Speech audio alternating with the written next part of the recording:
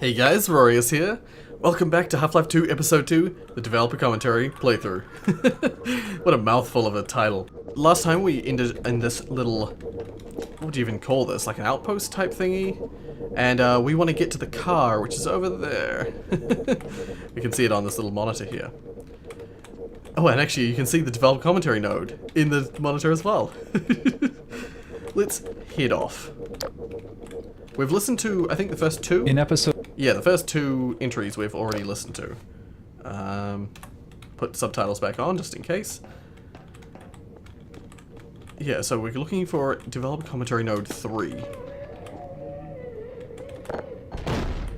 I forget which way that I normally go. Ah, here we go.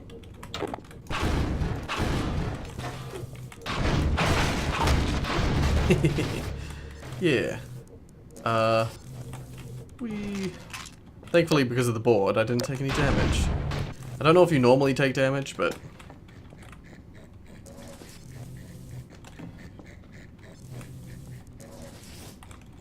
Man, you can really hear that zombie.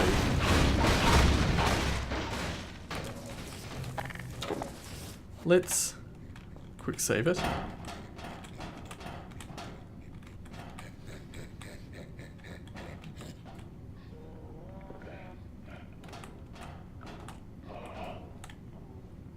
He's through there. Oh no, is he down there? He might be down there. Let's listen to this node though. The ambient sound of the poisoned zombie breathing was placed here to make the descent into the building scary. Although most of the team thought it was comical, there were a few playtesters visibly unnerved by it. One playtester stood at the opening to this room for a long time, afraid to go in. Nice, nice.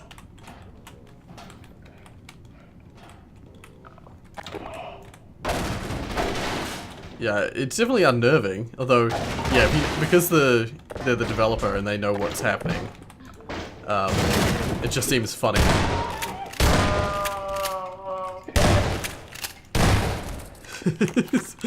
Yeah, I can totally see why you'd find it funny. But it's kind of unnerving when you hear that noise, because it's like a breathing noise you're not familiar with. You don't know what could be through there, if you're not familiar with the game. I think I just go down here, don't I?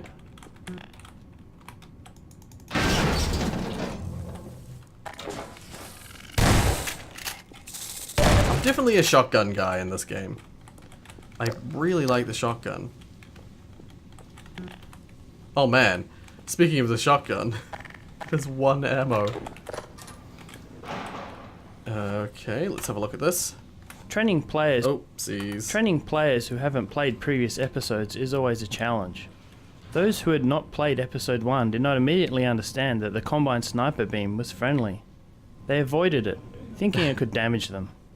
Therefore, we added this staircase scenario, where we reintroduce Alex's sniper behavior and make a show out of her shooting a zombie to protect the player. Interestingly, I can hear a problem that I sometimes have with my recordings in that recording.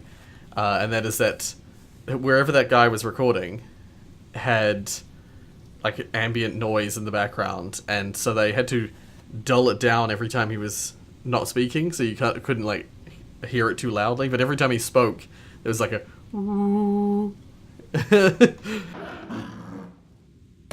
yeah, so they had to do this. They did that, and they had Alex speak to do things, you know, in a way to make people, try and make people understand that Alex was the one manning that gun. And they put a lot of, like, resource into saying that Alex was at the gun before, but...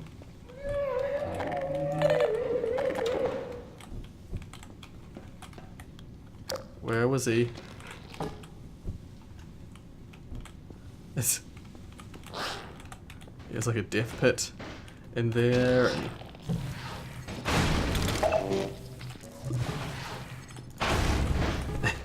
My crate.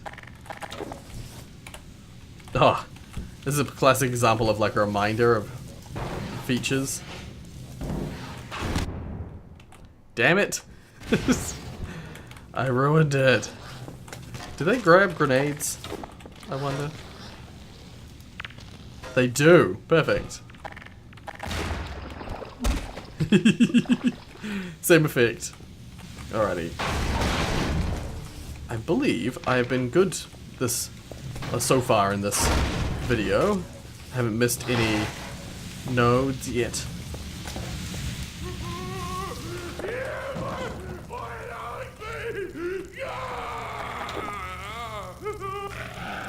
Good. I was gonna say, I don't want to use ammo on you.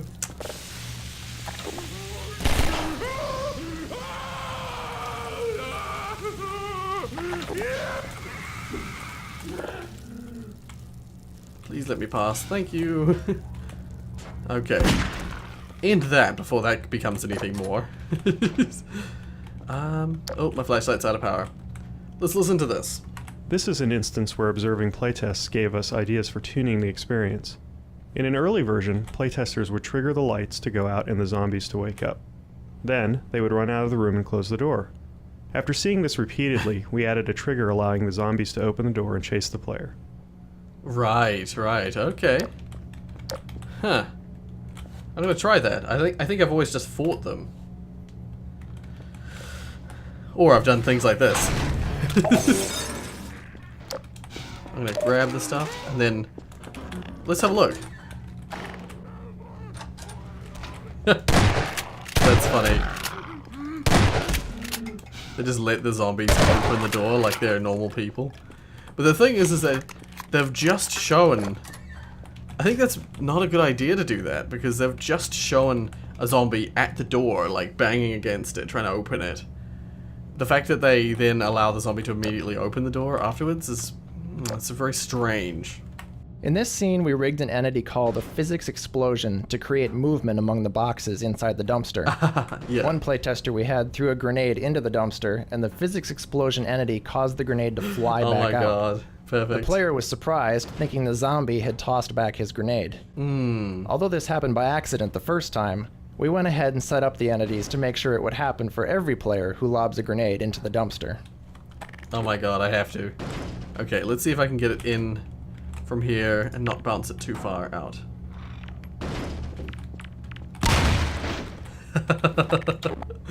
That's awesome. I love that kind of thing. That's weird. The sound is coming from the right, but the zombie was in and to the left. Another example of them like just like putting a sound next to it to make it so that it would always make that sound, you know. You know what? I just then had that reaction to the laser that was like a, oh, better avoid that, before immediately realizing, shit, I forgot it was Alex.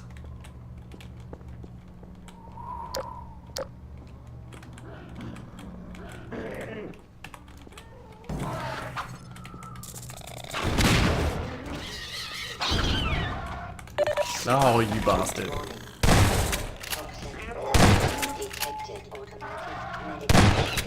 Oh, damn. I wanted to shoot it out of the sky like a pigeon. Like a clay pigeon. That'd be a funny game mode to have in Gmod. Is have a poison head crab zombie that's just like throwing poison head crabs, and it's like clay pigeon thing. Oh, I forgot about this. Damn it. Earlier in this level, we blocked the path with fire and forced the player to turn off a gas jet to continue. Fire traps of the sort were plentiful in Half-Life 2, but we could not count on players knowing or remembering how to use them here. Having offered some brief training, we now build on the mechanic by having the player work with Alex to create a cooperative fire trap. Most players turn on the gas, at which point Alex shoots a zombie on the stairs to create the wall of fire. This triggers a parade of zombies to come out of the door below and walk into the fire. Oh. I didn't know that. Did I not see this parade of zombies because I didn't do it right?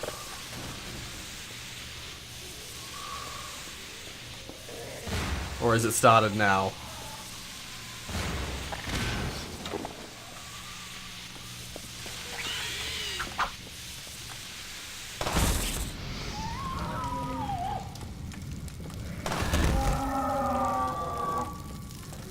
It does. Okay, I've never seen that before. I think I always just use like the traditional methods, so I never really see stuff like this.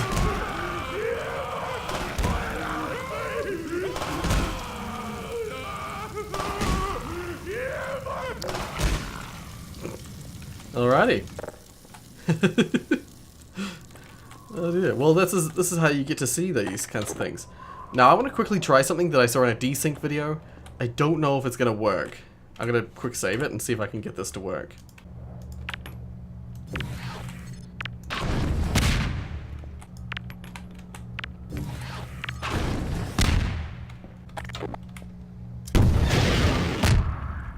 Yeah, it does.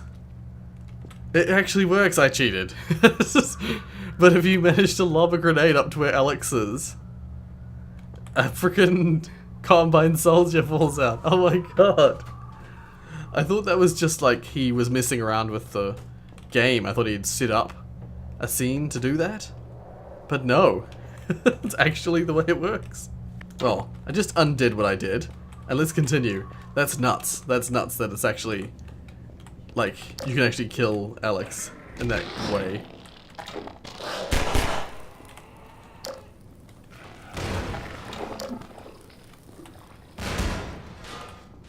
Well, it was quite the little cluster of things. Note my very careful use of words there. Oh, he nearly took out a grenade. Avoided that. The last second. Okay, let's have a listen. Saw blades were a prominent weapon in Half-Life 2, and we wanted the player to recognize them as part of their arsenal in the upcoming warehouse battle. After watching several playtesters ignore them completely, we decided to add the zombie pin to the wall. Most players pull out the saw blade and instantly realize its potential for destruction. After that, they tend to find and use saw blades without further prompting. Well, if you've played Half-Life 2, you'll know. But I guess a lot of people like me will just go for the weapons first. It's just easier. Ooh. I didn't remember this was here. Couple grenades, some ammo. It's all good. Alrighty, let's do exactly what they said and take this with us. There's Alex again. See, I gotta show it again. I gotta show it off again. See, if I go like this... Oh, what? There we go. Okay, instead of doing that, let's listen to this. Yep, shush. The battle in the warehouse was created fairly late in the development of this map, when we realized that the level had a steady stream of combat, but no real climax. We wanted to take advantage of Alex's sniping abilities, building on the scene in Episode 1 where the player can punt boards off windows to give her a better view of attacking zombies. Yep. Here, we have the player removing tin roof panels to give Alex a line of sight into the room below. Yeah, it's like a better, in my opinion, better implemented way of showing this, or using this feature. Okay, well, first things first, I'm going to bring this over to one of these, like that, and let's get rid of these. What I tend to do is just knock off as many as possible.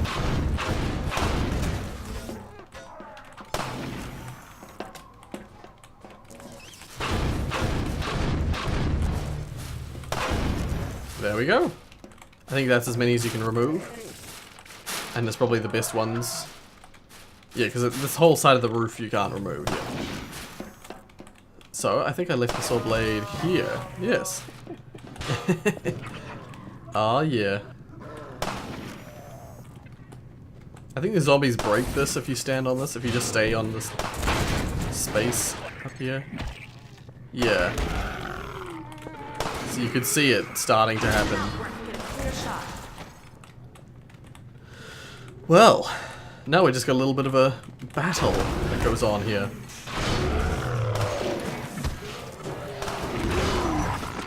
Ow.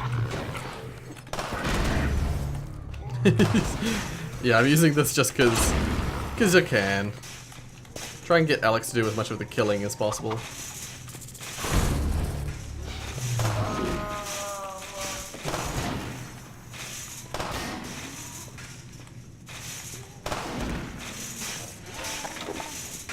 Shush.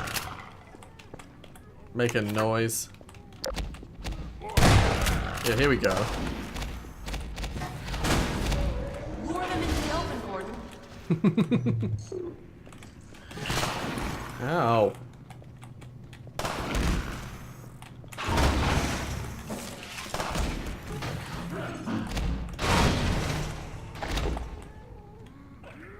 Oh, there's actually one on the wall there. I missed that.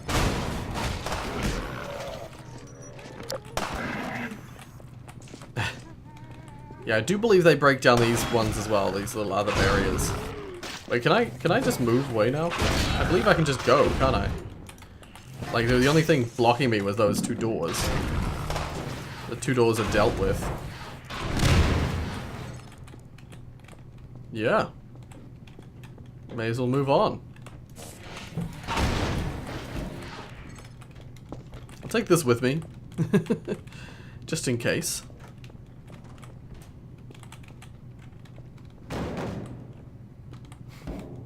Just carrying an ultra volatile tank in front of me. Right at a scene where I had to kill something immediately in front of me. But naturally, instead of choosing the option to not throw it, and instead drop it and shoot the zombie, I just throw it instead. Oh dear. Okay, I believe we go up here at this point. There's also a couple of things you can, like, jump on top of, I believe, to get secrets, maybe?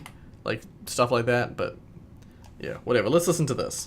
As much as possible, we try to create small surprises for the player that aren't related to combat at all. With this forklift puzzle, we wanted to trick the player into assuming that once they operated the lift, the puzzle would be solved. However, the player soon realizes that the obvious solution is actually a bit of misdirection. I don't remember now. Now that I think about it, I don't remember what they're referring to. Let's give this a try. Yeah, because you gotta take this up, don't you? As well. Is that not right? Yeah. So okay, it's like part unobvious. I think the deal is you can put it back down if you want, and you just need to bring one box along with you, or a barrel.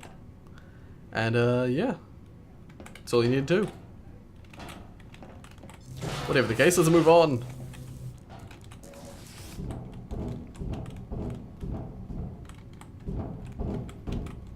This is a level load. Feels like a level load, but it might not be. No?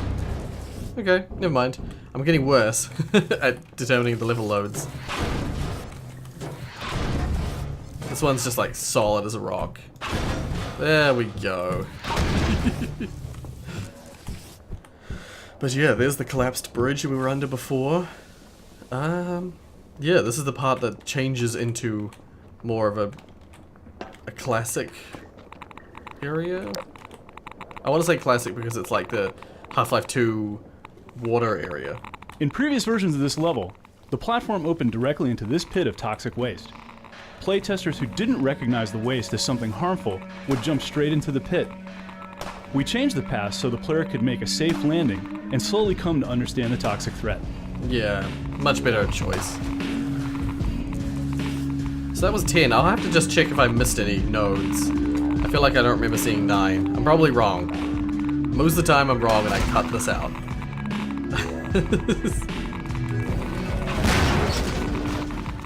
got your back, Gordon. Yep.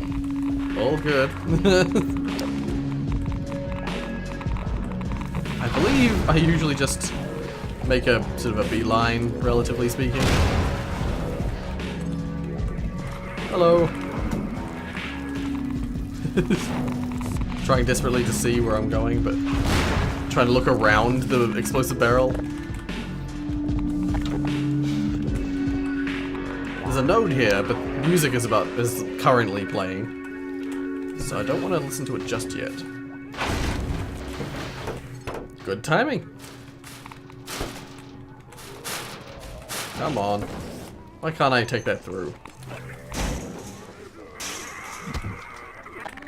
I feel like this one's talking about a little narrative that they've got going here.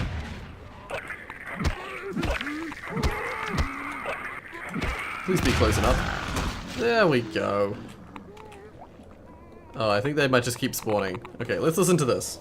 We always look for opportunities to add narrative touches in our levels. The idea behind this chair, the submachine gun, and the beer bottles is that someone used to sit here, drink beer, and drop grenades into the pit of zombies. Yeah. We give the player the opportunity to reenact this experience by giving out unlimited grenades and spawning zombies as soon as the player reaches this spot. Unlimited grenades? Is that like these? Oh, these kind of grenades. Is that what this is for? Oh, I didn't know that.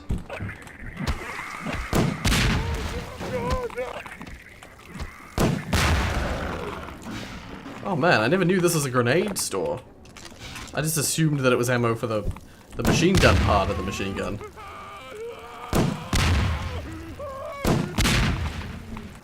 Cool. I very rarely use the machine gun grenades in this game. I use them all the time in Half-Life 1, but something to do with the way that the limited nature of these kind of grenades. I don't know. In Half-Life 1 you had like 10 of them at any one time. In this one you can only hold 3. I keep forgetting to put the subtitles back on, so if you can't hear Alex calling, she's just calling stuff about how far you've got. Or the fact that she's nearby.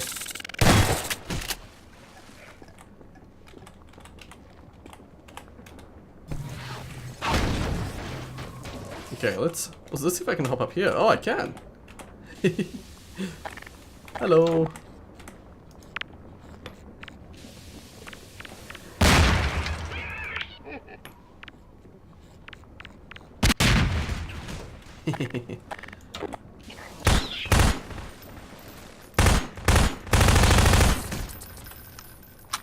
Well, I was sure I was gonna lose health there, but I didn't. Yay! Damn it! I failed. Radiation levels detected. It's all good. I have so much health. Yes, see, this is like a little alternative version of this puzzle thing from the sand areas in in Half-Life 2. What I find really strange is that the cars sink under, but this thing, whatever the hell that's called, doesn't.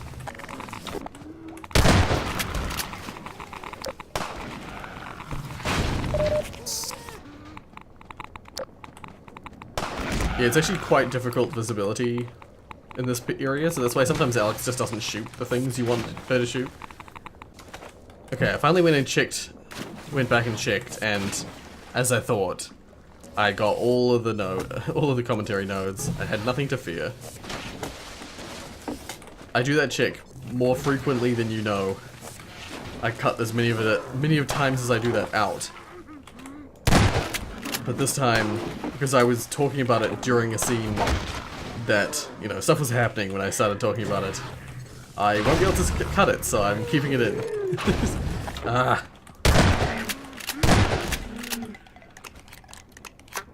Alrighty, let's see if I can grab this. I can.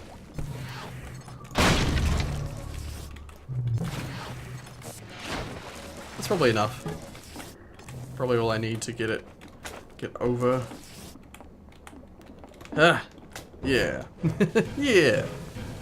Let's get moving.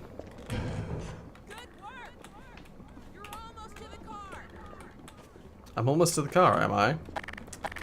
Why, that's wonderful news.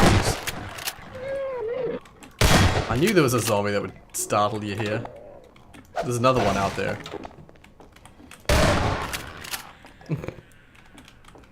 Oh, these two... Let me guess, they shot each other. They shot themselves, that is. With this revolver right here. Probably. And so that way they didn't become a headcrab zombie.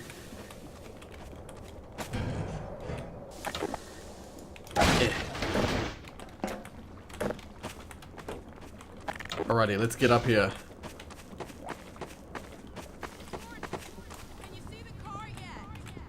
I can.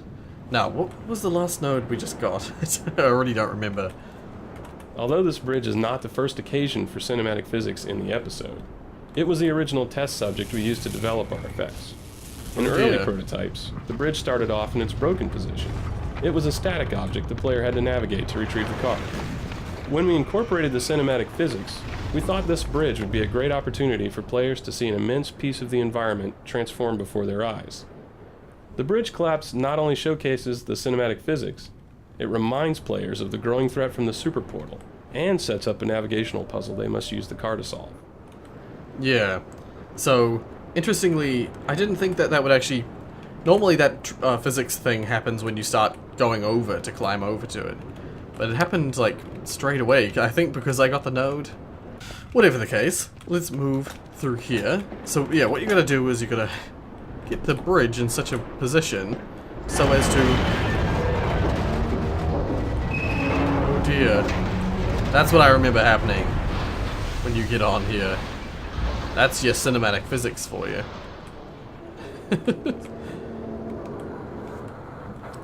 Yeah, there's some interesting sound effects that play here that are rather terrifying. But you've got like a... This is basically a modern version of the old seesaw puzzle from way back in Half-Life 2. One of the earliest things that they showed off in Half-Life 2 was that brick seesaw puzzle where you've got to get...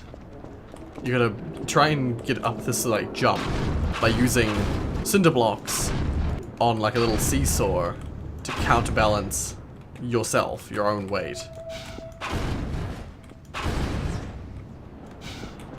Well, this is basically the modern equivalent. Yeah, I'm gonna take this car off here as well.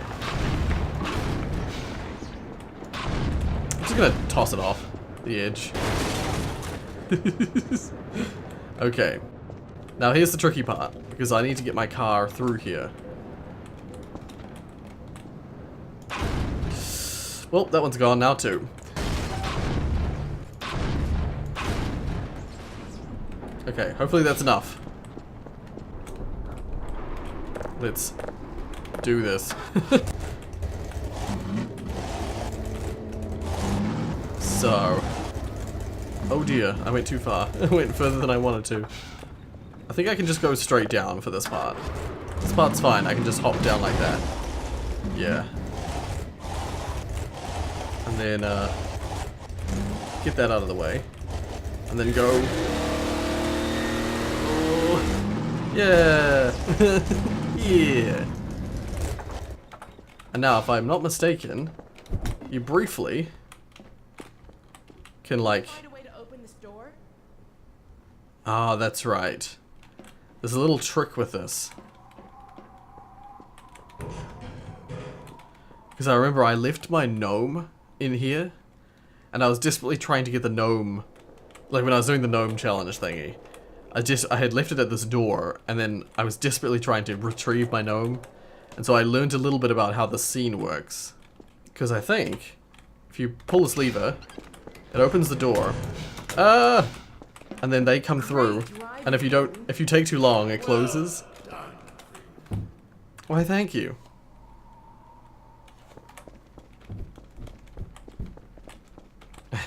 Oh my god. Look at this car. We scored. Shotgun. Oh dear. Oh, unless you want it. I fear a more urgent errand demands our attention. There are advisors yet unhatched. We'll keep on the lookout. This road will take you near White Forest, but be wary that others may use it as well. I can't tell you how grateful I am. Our bonds are of nature and require no gratitude.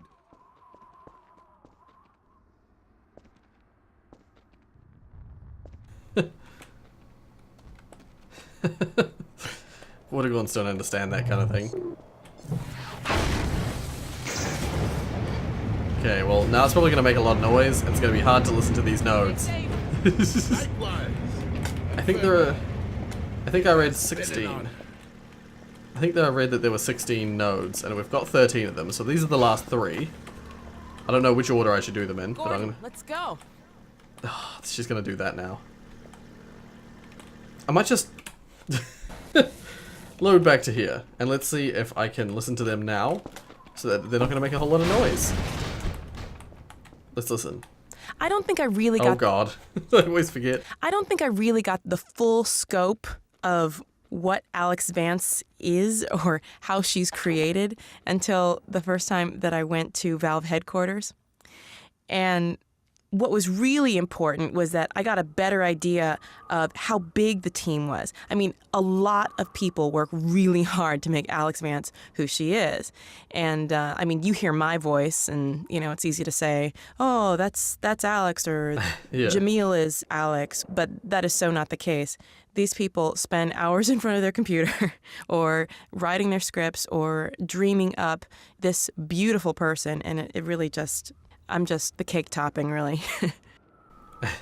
So that was 16. Let's listen to this one now. The original Episode 2 vehicle was dubbed the Jalopy, which says something about how uncool it was. Yeah. Early feedback was that it seemed too similar to the Half-Life 2 buggy. So we decided to redesign it so that players would feel excited rather than disappointed when they saw the car. Alex's original line when she first saw the Jalopy echoed the feelings of many early viewers. What a wreck. Forget about White Forest. We'll be lucky if we make it to the end of the block. Nice. But then, she's like, we scored. So, but I don't know, it's like a twist on it. Having decided that we were going to rely on a car to get to White Forest, we had to figure out how to get Alex into the vehicle. Games often accomplish this by moving their characters close to the vehicle and then teleporting them inside in a very visible and jarring manner. We knew this would ruin Alex's believability as a character, so she had to smoothly get into a vehicle the way you would expect a person to in real life. This was no small task, given all the strange angles and positions the player could work the vehicle into. Alex also needed multiple entries into a vehicle, given that the doorway she wanted to use could be blocked or otherwise inaccessible. This also provided interesting moments for Alex, where she could vault over the hood of the vehicle in a very heroic fashion. The interaction between her and the vehicle was intriguing just by itself. Yeah. Once we were sure she could enter and exit the vehicle convincingly, we then had the task of making her believable as she sat next to you. Our first experiments revolved around Alex reacting to the physical nature of the vehicle. When it crashed into a wall, she needed to be jolted. When you went around a bend, she needed to lean with the momentum of the car. These details were crucial in making her feel like she was really going along for the bumpy ride with you. We also wanted her to be very aware of her surroundings and what the player was doing while in the vehicle. If you ran over a zombie, she needed to echo the internal reward the player felt for accomplishing the feat. If you were about to hit the wall, we wanted her to flinch and react to the impending collision, much as the player at home would be doing. Yeah. There was a fine balance between making her too much of a backseat driver or having her be too quiet next to you.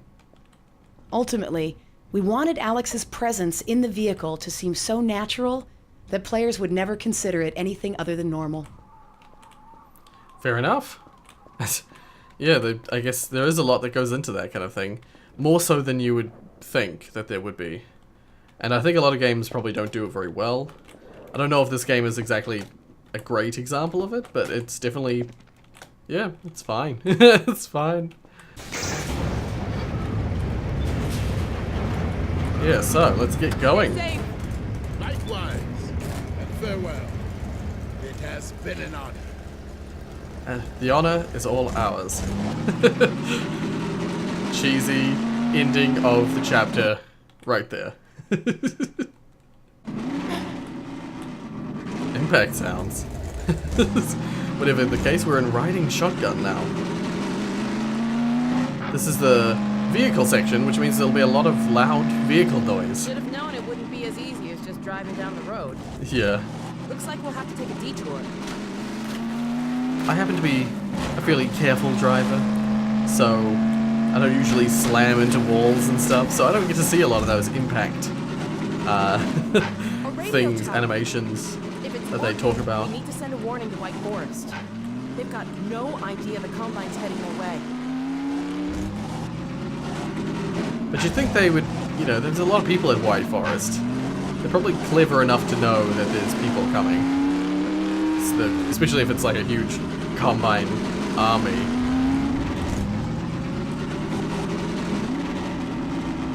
Nobody's home. Wonder how long it's been deserted. Yeah. They must have a transmitter in one of these buildings. I think I'll park this up here. It's usually a pretty good spot about there. We'll listen to this immediately.